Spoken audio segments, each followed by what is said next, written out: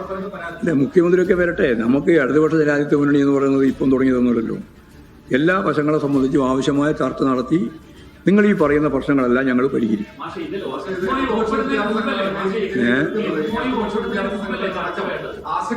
ഞങ്ങൾ തന്നെ ആശങ്ക പ്രകടിപ്പിക്കല്ലേ, പിന്നെ നിങ്ങളിതിനെ വേറെ വിഷമിക്കുന്നത്? ഞാൻ തന്നെ പറഞ്ഞില്ലേ ആശങ്ക. ഞങ്ങളിതിനെതിരാണ്, അന്നും എതിരാണ്, ഇന്നും എതിരാണ്, നാളെയും എതിരാണ്. അത്രയും പറഞ്ഞാൽ പിന്നെ വേറെ നിങ്ങൾ അതിൽ കൂട്ടിച്ചേർത്ത് പറയേണ്ട കാര്യമുണ്ട്. ഞങ്ങൾ ഉറപ്പായിട്ട് നിലപാടല്ലേ സ്വീകരിക്കും. ഞങ്ങളുടെ നിലപാട്, അതായത് പാർട്ടിയുടെ നിലപാട്, ഈ PMC പദ്ധതി ഉൾപ്പെടെയുള്ള കാര്യങ്ങൾ നിബന്ധന വെച്ച് ഗവൺമെന്റിനോട് ഫെഡറൽ സംവിധാനത്തിന്റെ ഭാഗമായിട്ട് കൈകാര്യം ചെയ്യേണ്ടുന്ന ഒരു സമൂഹത്തിൽ അതിൽ നിന്ന് വ്യത്യസ്തമായ വലിയേട്ട നിലപാട് സ്വീകരിക്കുന്നു എന്നുള്ളത് ഒരിക്കലും വെച്ച് കുറിപ്പിക്കാൻ സാധിക്കുന്ന ഒന്നല്ല. ആ നിലപാടിൽ നിന്ന് ഞങ്ങൾ മാറിയിട്ടില്ല. എന്നാൽ ഞാൻ നേരത്തെ പറഞ്ഞതാണ് പ്രശ്നം. ആയിരക്കണക്കിന് കോടി ഉറുപ്പിക കേന്ദ്ര ഗവൺമെന്റ് ഞങ്ങൾക്ക് നൽകേണ്ടുന്ന പണം തരുന്നില്ല. ആ തരാതിരിക്കുന്നതിന്റെ ഭാഗമായിട്ടുള്ള പ്രശ്നങ്ങൾ കൈകാര്യം ചെയ്യേണ്ടിയുണ്ട്. ആ കൈകാര്യം ചെയ്യേണ്ടത് ഉൾപ്പെടെയുള്ള കാര്യങ്ങൾ ഇടതുപക്ഷ ജനാധിപത്യ മുന്നണി എന്ന രീതിയിൽ ആവശ്യമായ സമയമെടുത്ത് ചർച്ച ചെയ്ത് പരിഹരിക്കും എന്നുള്ളതാണ് ഞാൻ പറയാനുള്ളത്. ഞാൻ ഒരു കാര്യം നിങ്ങളോട് പറഞ്ഞില്ലേ, എന്തെല്ലാം പ്രശ്നങ്ങളുണ്ടോ ആ പ്രശ്നങ്ങളെല്ലാം പരിഹരിക്കുന്ന മുന്നണിയാണ് ഇടതുപക്ഷ ജനാധിപത്യ മുന്നണി. അത് നിങ്ങൾ UDF ഇപ്പം തന്നെ തുടങ്ങി ഞങ്ങൾ മുന്നണിയിലേക്ക് ക്ഷണിക്കുന്നു. അമ്മാതിരി UDF തന്നെ.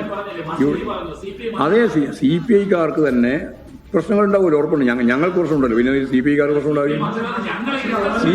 CPI ഉൾപ്പെടെയുള്ള ഇടതുപക്ഷ ജനാധിപത്യ മുന്നണി വിശാലമായ അർത്ഥത്തിൽ ഈ കാര്യങ്ങളെല്ലാം ചർച്ച ചെയ്ത് ആവശ്യമായ കൃത്യതയോടുകൂടിയുള്ള നിലപാട് സ്വീകരിച്ച് മുന്നോട്ടേക്ക് പോകും.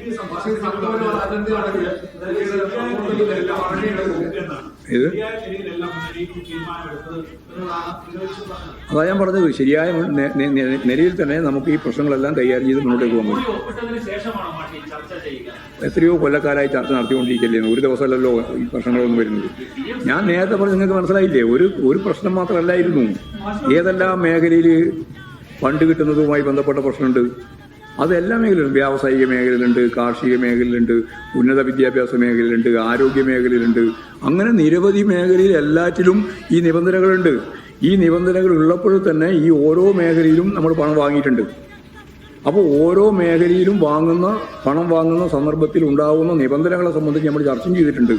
ഇപ്പോഴും വിദ്യാഭ്യാസ മേഖലയിലുള്ള ഈ ഒരു കാര്യമാണ് ഇപ്പോൾ ചർച്ച ചെയ്യുന്നത്. അതുകൊണ്ട് ആദ്യമായിട്ട് നടക്കാൻ പോകുന്ന ഒരു ചർച്ചയാണ്, ആദ്യമായിട്ട് നടക്കുന്ന ഒരു പ്രശ്നമാണ് നിങ്ങൾ കാണുന്നില്ല. ഒരുപാട് പ്രശ്നത്തിൻ്റെ ഇടയിൽ ഇതും ഒരു പ്രശ്നമായിട്ട് ഞങ്ങൾ ഗൗരവപൂർവ്വം കണ്ട് ആവശ്യമായ നിലപാട് സ്വീകരിച്ച് ഒരു തരത്തിലുള്ള പ്രശ്നമില്ലാതെ മുന്നണി ഞാൻ പറയട്ടെ എന്ന്. അതൊക്കെ സാധിക്കും. നിങ്ങൾ സാധിക്കുന്ന കാണാതെ നിങ്ങൾക്ക് ഭാവിയിൽ അതൊക്കെ മനസ്സിലായി എങ്ങനെ സാധിക്കുന്ന ഒരു സംശയവും വേണ്ട. ഇടതുപക്ഷ ജനാധിപത്യ മുന്നണി ഒറ്റക്കെട്ടായി ഈ കേന്ദ്ര ഗവൺമെന്റിന്റെ ഈ നിലപാട് ഉൾപ്പെടെയുള്ള സമീപനത്തിനെതിരായിട്ട് പൊരുതി മുന്നോട്ടേക്ക് പോകും. അതിൻ്റെ ഇടയിൽ വരുന്ന ഓരോ കാര്യവും ഇടതുപക്ഷ ജനാധിപത്യ മുന്നണി മുമ്പും ചർച്ച ചെയ്തിട്ടുണ്ട്, ഇനിയും ഞങ്ങൾ ചർച്ച ചെയ്യും. ചർച്ച ചെയ്ത് ആവശ്യമായ നിലപാട് സ്വീകരിക്കും. അതിൽ മുഖവിലക്ക് എടുത്തുകൊണ്ട് തന്നെയാണ് CPIയെയും ഞങ്ങൾ കാണുന്നത്.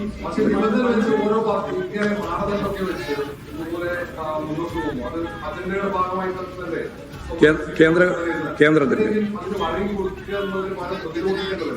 എങ്ങനെ പ്രതിരോധിക്കാനാണ്? പണം കിട്ടാനുള്ള പ്രതിരോധം പറഞ്ഞാൽ നമുക്ക് നോക്കാം. പറഞ്ഞു തന്നാൽ നമുക്ക് ആ മാർഗം സ്വീകരിക്കാം. നിങ്ങൾ ഈ വഴങ്ങുക എന്ന് പറയുന്നതിന് അർത്ഥം എന്നാ? കേന്ദ്ര ഗവൺമെന്റ് ഞങ്ങളുടെ പണമല്ലേ, രാജ്യത്തിലെ ജനങ്ങളുടെ പണമല്ലേ? ഞങ്ങൾ അവിടുന്ന് അച്ചടിച്ചുണ്ടാക്കിയ പണം എന്ന് പറയുന്നത് നരേന്ദ്രമോദിൻ്റെയോ അതുപോലെ തന്നെ BJPക്കാരൻ്റെയോ ഏതെങ്കിലും മേഖലയിൽ കൊണ്ടുവന്നെയാണോ? അത് ഈ രാജ്യത്തിന്റെ പണമാണ്. ആ പണത്തിന്റെ അർഹതപ്പെട്ട ഓഹരി നമുക്ക് തരികന്നെ വേണം. ആ തരാതിരിക്കുന്നതിന്റെ ഭാഗമായിട്ട് ഇത്തരം തെറ്റായ നിലപാടുകൾ സ്വീകരിക്കുമ്പോൾ അതിനെപ്പറ്റി ഒരു അക്ഷരം പറയാൻ ഈ കേരളത്തിലെ പ്രതിപക്ഷത്തിന് സാധിക്കുന്നില്ല, പ്രത്യേകിച്ച് കോൺഗ്രസിന്. കോൺഗ്രസ്സാണ് ഇതിനെല്ലാം ഒപ്പിട്ട് നേരത്തെ എല്ലാ രീതിയിലും ഒപ്പ് നിൽക്കുകയും ചെയ്യാണ്.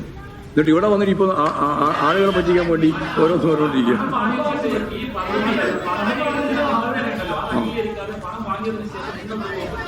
അത് നോക്കാം നമുക്ക് എങ്ങനെയാ പോകുന്നത്. അതൊക്കെയല്ലേ ഞാൻ പറഞ്ഞ ചർച്ചയാണ്. ഏതൊക്കെ രീതിയിലാണ് നിബന്ധന, എന്തൊക്കെയാണ് നിബന്ധന, അതിൻ്റെ നിബന്ധനകളൊക്കെ വരട്ടെ. അതെല്ലാം കൂടി നിങ്ങളിപ്പോൾ ആരും ഈ നിബന്ധനയും കാര്യമൊന്നും പഠിച്ചിട്ടൊന്നുമില്ല, ആരും പഠിക്കാണ്ടായി പറഞ്ഞുകൊണ്ടിരിക്കുന്നത്. അപ്പോൾ നിബന്ധനകളെ സംബന്ധിച്ചെല്ലാം ഉള്ള കാര്യങ്ങൾ വെച്ച് ഏതിനൊക്കെയാണ് നിബന്ധനയുള്ളത്, ഏതൊക്കെ സ്കൂളിനെയാണ് ബാധിക്കുക, എത്ര സ്കൂളിനെയാണ് ബാധിക്കുക, അതുപോലെ തന്നെ നമുക്ക് തരേണ്ടുന്ന യൂണിഫോമിൻ്റെ പണം തരുന്നില്ല, ശമ്പളം കൊടുക്കാനുള്ള പണം കിട്ടുന്നില്ല, അങ്ങനെ നിരവധി 1502 കോടി രൂപ ഇപ്പോൾ തന്നെ കുടിശ്ശികയായി കിടക്കുകയാണ്. ഇനിയും ഒരുപാട് കോടി കുടിശ്ശികയായി കിടക്കുകയാണ്. ഗവൺമെൻറ്റാണ് പണം കൊടുത്തുകൊണ്ടിരിക്കുന്നത്. ഇപ്പോൾ കേരളത്തിലെ ഗവൺമെൻറ്റാണ് പണം കൊടുത്തുകൊണ്ടിരിക്കുന്നത്. ഇങ്ങനെയെല്ലാമുള്ള നിരവധി പ്രശ്നങ്ങളുണ്ട്. അതാ ഞാൻ പറഞ്ഞ എല്ലാ കാര്യങ്ങളും വിശദമായിട്ട് ചർച്ച നടത്തി ആവശ്യമായ നിലപാട് നമുക്ക് സ്വീകരിക്കാം.